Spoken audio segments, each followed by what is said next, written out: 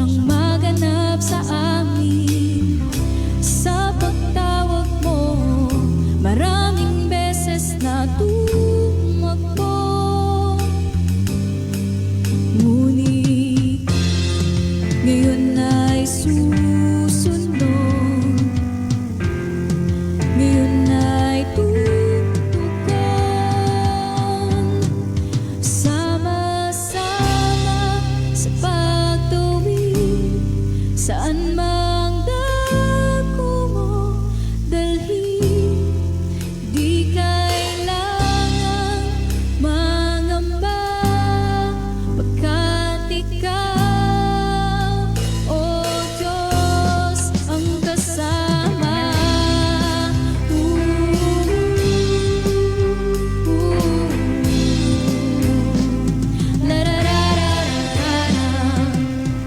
Sa iyong mandato na humayo, salita mo ang sandatang baon ko.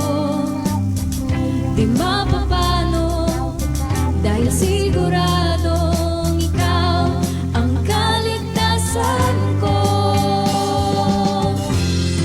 Ngayon ay susunod, ngayon ay tutugon. Sama-sama sa pagtawid, saan man dako mo dalhin.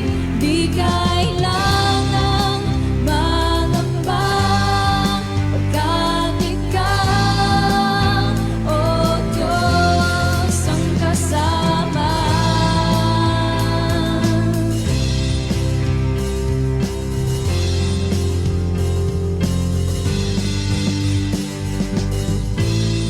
Hindi makikinig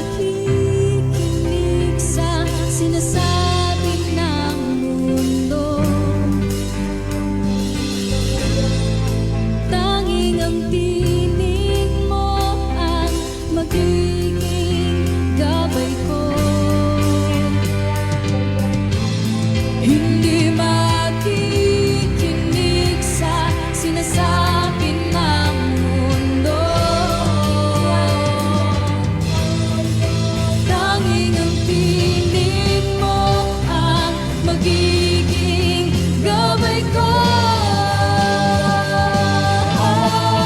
Sama-sama sa pagtawid, saan man dako mo dalhin. Di kailangan mangamba, pagkat ikaw, o Diyos, sama-sama sa pagtawid, saan man dako mo dalhin. Di kailangan mangamba, pagkat ikaw, o Diyos, ang kasama.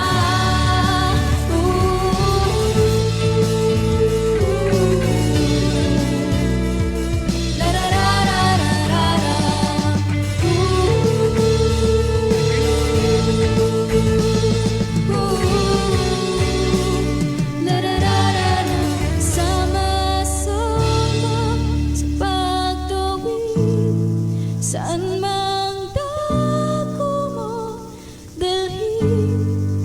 Di kailangan mangamba, pagkat ikaw, o Diyos, ang kasama. Ayan, blessed evening po sa lahat. Tayo po muli ay nandito sa ating crossover moments na atin pong ginagawa tuwing Lunes hanggang Sabado, alas 7 po ng gabi. Welcome po sa lahat ng naka-join. At ito pong ating crossover moments ay hango po doon sa Book of Joshua, kung saan sila ay tumawid, ang mga Israelita po ay tumawid doon sa Ilog Jordan papunta po sa lupang pangako. Siyempre, kasama po ang Diyos. Hindi pwedeng hindi po kasama ang Diyos. Ano po?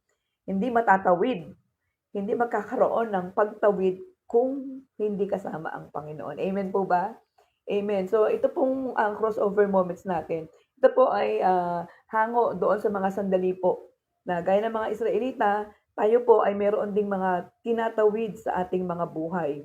Mga tinatawid na maaaring ito ay mula sa ating kalungkutan papunta sa kagalakan, maaaring papunta sa bagabag na kaisipan patungo doon sa payapang kaisipan, maaaring, ito po ay doon sa ating kalungkutan papunta doon sa comfort na manggagaling siyempre sa nag-iisa po 'no, sa ating Panginoong Diyos.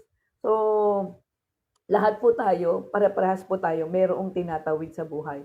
At samahan niyo po ako dahil ngayon pong gabing ito, alam ko po na ang mga salita ng Diyos ay magtatawid naman po sa atin 'no.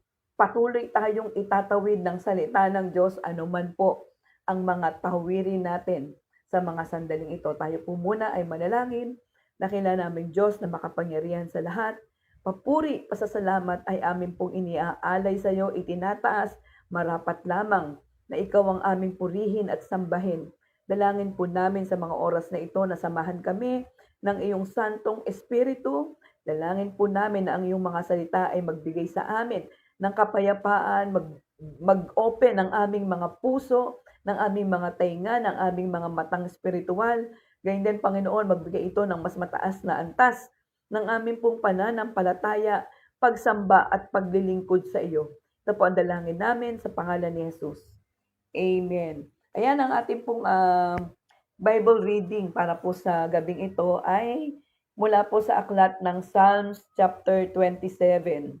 Psalms chapter 27 verse 14. Ito po ang sinasabi.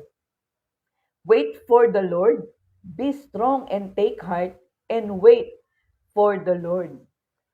Ito pong mga awit o psalms, ito pong chapter 27 ay isinulat po ni Haring David at nung sinusulat po niya ito, ang sabi po ng mga dalubhasa, at mababasa din naman po natin noon sa mga naunang verses na siya ay nasa panahon ng pagsubok, no, parang ginigera siya nung mga panahon na ito, mga kaaway, na lagi naman po talaga dahil si Haring David ay hari.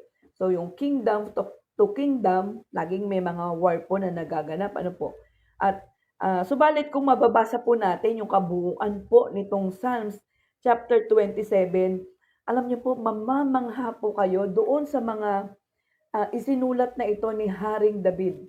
Kasi doon po sa panahon ng kanyang sitwasyon na iyon, mahirap na sitwasyon, pero lagi niyang hinahanap ang Diyos, lagi niyang inuunang hanapin ang Panginoon, laging merong awit sa kanyang puso para sa Panginoon sa kabila po ng mga kalagayan na meron siya. At dito po sa verse 14, dito po tayo mag-focus. Makikita po natin dito ang sabi, wait for the Lord, be strong and take heart and wait for the Lord. Alam niyo po, dito po, meron po tayong mga makikitang aral at katotohanan sa binasa po natin dito.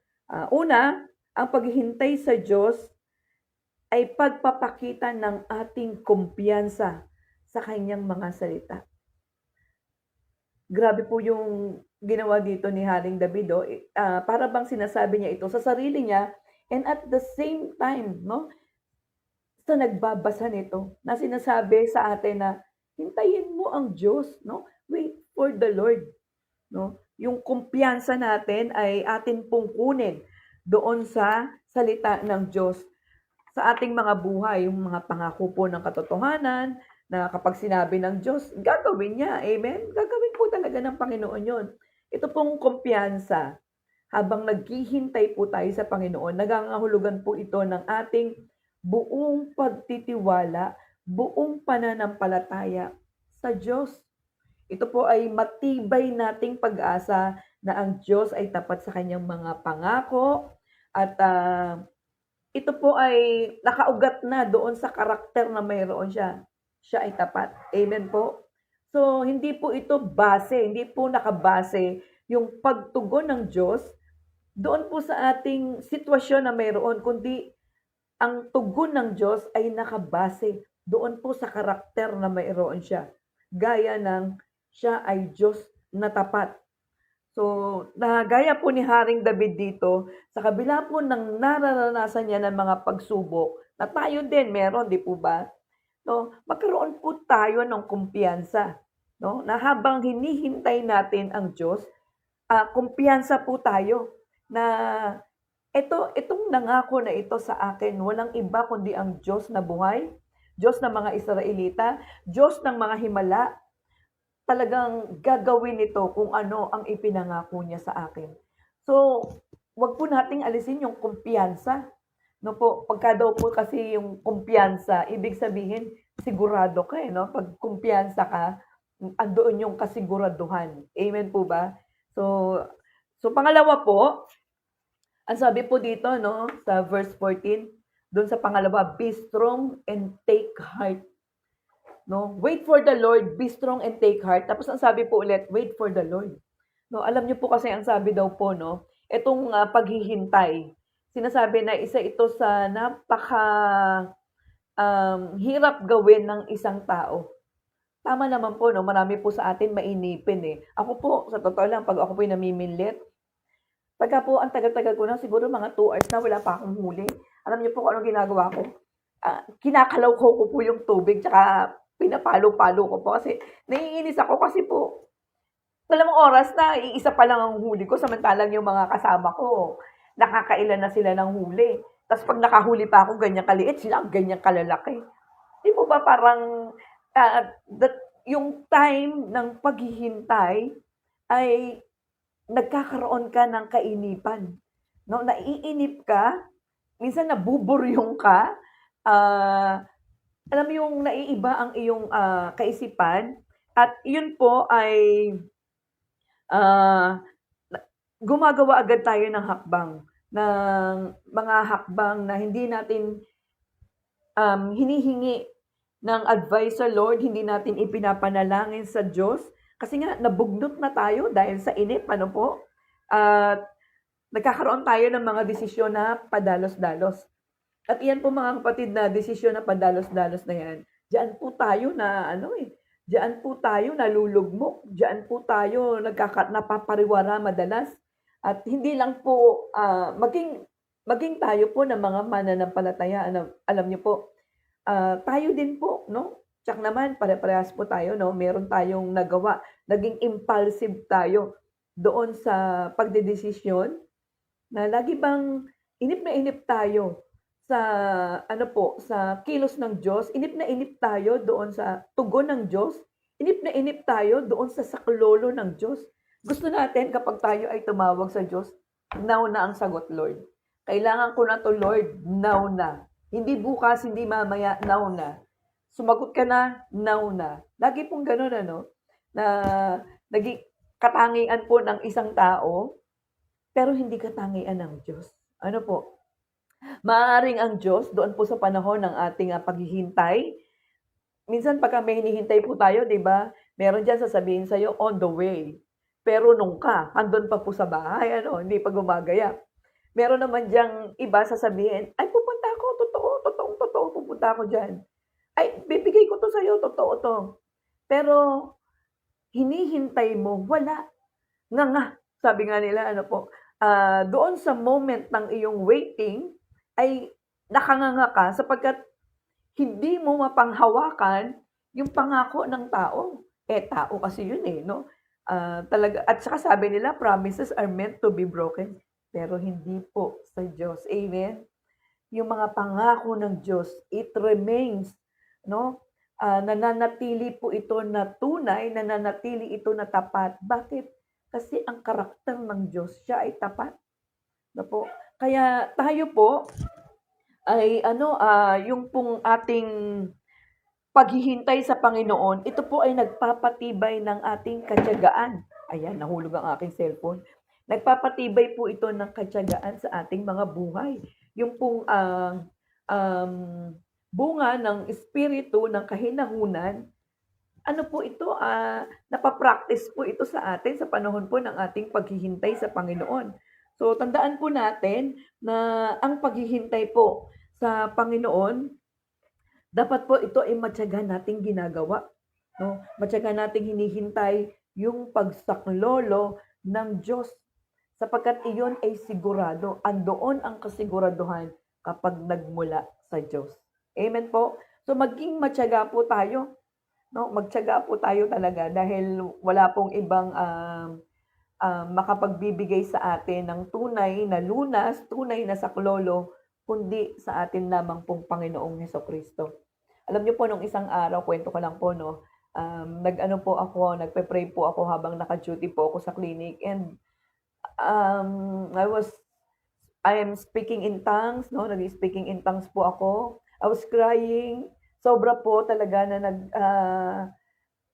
parang I was crying ay my soul out 'no, parang lalabas na yata yung kaluluwa ko kaiiyak na talagang lumuluhod po ako sa Panginoon dahil nung mga time na po na yun ay sobrang, ano po kami, financially broke, gano'n po. At sabi ko sa Lord, "Lord, bakit ano?" Ang dami ko pong tinanong, pero ang dami ko pong sinabi sa Panginoon. Wala po akong sabi ko sa Lord, um, "Siguro Lord itong panahon na 'to kaya nangyayari 'to kasi yung mga past na nagawa kong kasalanan ay baka ito yung consequence," sabi ko sa Lord. At sabi ko sa Panginoon, "Lord, wala akong hindi inaamin. Lahat, lahat inaamin ko. Ako ang nagkamali, ako'y nakagawa ng hindi tama sa iyong harapan. Ikaw ay aking nakalimutan, ikaw ay aking binigo. Lahat po inamin ko sa Panginoon at talagang umiiyak ako, sobrang iyak. But after ko pong umiyak,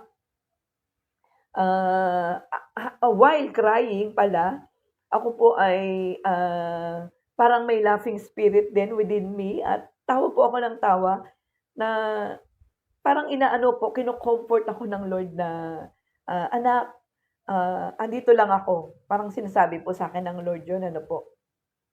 At siguro mga 20 minutes po akong umiiyak sa Lord, 15-20 minutes na talagang noon ko lang yata ginawa sa tanang buhay ko. At habang umiiyak po ako natatawa din naman ako sa sarili ko 'no. Tinitingnan ko po yung cellphone ko, sabi ko, "Lord, wala bang mag-aano sa'kin, magte-text sa'kin na GCash na, 'Oh, you receive money in GCash.' O kaya wala bang magcha-chat sa'kin Lord na, um, may pera kang dumating." Ano po, yun ano po at, after po nun 'no, after ko pong umiyak, wala pang isang minuto mga kapatid, wala pa pong isang minuto, may nag-chat po sa'kin sabi niya, "Cecil," sabi ko, "Bakit?" Tapos sabi niya, "Gusto sana kitang makausap." Tapos sabi ko, "Naka-duty ako ngayon, pag-uwi ko puntahan kita." Tapos hindi siya nakatiis, tinawagan niya ako and then iyon po, yung hinihintay ko 'no, hindi man gano'n kalaki, pero sapat para po Ah, makaahon kami nung araw na yon at kinabukasan at hanggang ngayon ay praise God po talaga, grabe ang Lord. So, we have to learn to wait for the Lord. Ano po, doon sa right timing ng Lord. Merong timing ang Lord, eh, and at the same time, iyak po natin sa Lord 'no. Wag po tayong magsinungaling sa Panginoon doon sa nararamdaman natin. At the same time, we repent 'no, na inaako natin talaga, eh, kasi alam nga namang si Lord pa ang nagkasala, alam pa namang siya pa ang sisihin natin ano, hiyang-hiya naman siguro tayo nung lagay na yun. Tayo po na tayo ang nagkasala na maaaring maaaring yung mga past sin natin yung naging dahilan bakit tayo ay nagkakaroon ng mga ganitong moments sa ating mga buhay. And right there and then tutugon po ang Diyos at ako po ay nagpupuri ng sobra sa Panginoon doon sa ginawa niya nung araw na yon. Tinawid po talaga ako ng Panginoon, tinawid kami ni Brother Ben, tinawid ang aming junk shop. Noon hanggang ngayon itinatawid ng Lord and I am, so grateful sa Panginoon sa ginagawa po niya na yon. Ayan, last na po 'no, pangatlo at panghuli, sabi dito 'no, inulit po 'no, wait for the Lord.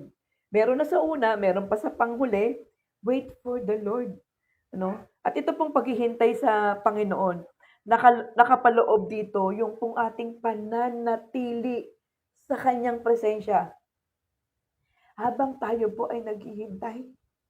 Napakahirap po kasi 'no, meron pong mga panahon sa ating mga buhay na sa kainipan natin na parang ang tagal-tagal ng pagsaklolo ng Lord, na parang ang tagal-tagal ng tugon ng Lord, umaalis po tayo doon sa presensya ng Diyos. Hahanap tayo ng ibang presensya, hahanap tayo ng ibang tagpuan, hahanap tayo ng ibang lilim, hahanap tayo ng ibang arms, no? Na panandalian lang talaga, eh, 'no? Panandalian na magbibigay sa atin ng maaaring, sagot, tugon. Panandaliang magbibigay sa atin ng comfort, panandaliang magbibigay sa atin ng peace of mind.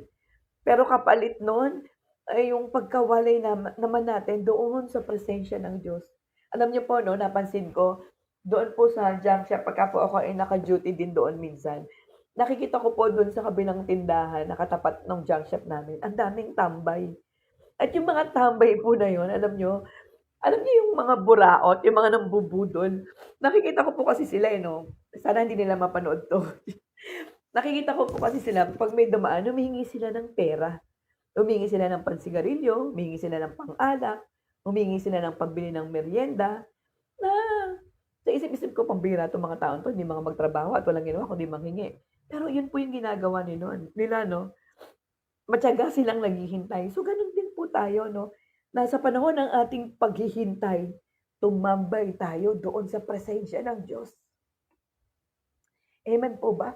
Ang sarap pong tumambay sa presensya ng Diyos. Tumambay tayo doon sa sino yung magbibigay sa atin. Buti pa yung mga tambay, alam nila kung sino magbibigay sa kanila, no? Tayo din. Tumambay tayo doon sa presensya ng Diyos. Tambayan natin yung bisig ng Panginoon. Tambayan natin yung balikat ng Panginoon. Tambayan natin yung dibdib ng Panginoon. Yung arms open wide ng Panginoon. Bakit nga kaya ano po, pagka meron tayong mga nangyayari sa buhay natin, laging ang ginagawa natin, ume-exit tayo sa presensya ng Diyos. Ano po, which is hindi po tama. Ano, ako po ilang beses ko nang ginawa yan at napatunayan ko na laging hinihila ng Lord ang buntot ko. Kahit saan ako magtago, no? Parang ayaw ng Lord na ikaw nawawalay. No? Ayaw ng Lord na nawawalay tayo sa kanyang presensya. So, yung pong paghihintay natin sa Diyos, no? Kaakibat po nito, yun nga po yung una ay magkaroon tayo ng kumpiyansa sa Kanya. Pangalawa, ang paghihintay po sa Diyos, ito ay nagpapatibay ng ating katiyagaan. At pangatlo, ito pong paghihintay sa Panginoon, nakaloob po dito ang pananatili sa Kanyang presensya. Hindi po tayo aalis, ano po, hindi po tayo lilihis ng landas kundi mananatili tayo hanggang sa dumating ang panahon, right timing, no? Right timing ng Lord sa ating mga buhay, panahon na itinakda ng Diyos para sagutin, no? Para katagpuin tayo doon sa ating paghihintay. Amen po ba? Amen. At maging hamon po sa atin 'to mga kapatid ano, hintayin po natin. Ano po ba yung mga bagay na kinaiinipan natin sa ating mga buhay? Ano ba yung mga bagay na hinihintay natin na dumating sa ating mga buhay? Ano man po iyan, lagi po nating isama ang Diyos sa bawat hinihintay natin. Mga kapatid, amen. Huwag po tayong mainip, tutugon ng Diyos. Tayo pong lahat ay manalangin. Dakila naming Diyos na makapangyarihan sa lahat. Maraming salamat po sa katotohanan ng iyong mga salita, Panginoon, na we have to wait. We have to wait, Lord, because you have your own time. You have your right time para sa pagtugon sa aming pangangailangan, Panginoon. Help us, Lord, na huwag mainip sapagkat alam namin sasagot ka. Meron man, Panginoon, sa mga oras na ito, sa aming kalagitnaan, sa mga nanonood, Panginoon, na napakatagal nang may idinudulog sa iyo, na dumating na yung panahon, Lord God, na sila ay nagkaroon ng inip. Dumating yung panahon na sila ay umalis, Panginoon.